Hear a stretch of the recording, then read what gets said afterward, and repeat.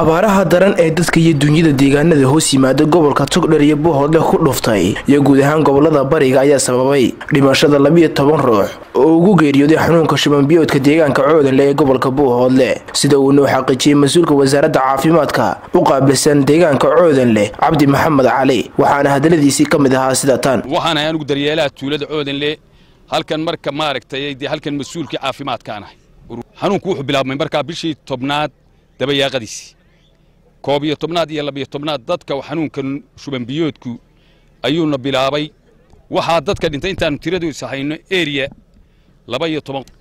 laba xagga xaaranka looga soo sheegay oo daryeelo xaaranka ii sheegay tobanna aagan ay ku dhimatay laba oof bay ahayd inta kale shuban bay maaragtay ilaahay baa dilay laakiin sababta magaca loo bixiyaa wuxuu ahaa shubankii wuxuu hadda ahaa markii hore shuban biyood hadda wuu isbedelay wuxuu isu bedelay shuban dhiig xundurliga iyo shuban caala labadaas iminka isu bedelay muddadan bishan 12 hadii la eego miisaankoodu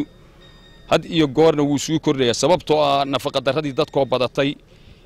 biyahan ceelka la qoday oo qaraadho ku imaana dadku bartay meesha ka baxay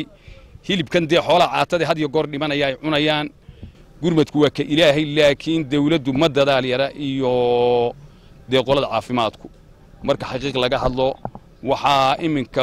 qof xanuunkuna waa laba shuban iyo qufci wuxuu isu bedel halkii ugu dambeeyay taagay off Cabdi Maxamed Cali mas'uulka wasaaradda caafimaadka u qaabilsan deegaanka Coodanle ayaa wasaaradda caafimaadka ugu baaqay inay si laabaan dadaalka ay ugu jiraan samata bixinta dadka ay cudurradani haleeleen amba uga diraya wasaaradda caafimaadka dawladda inay gurmadka iyo mid laaban noo soo kordhiso waayo saacad walba uu sii kordhaya ilaahay naxariistiisa keena mooyaane dee hawadan isbedel mayso waayo ilaa dadkanu meesha ka noqdo naxariistu daado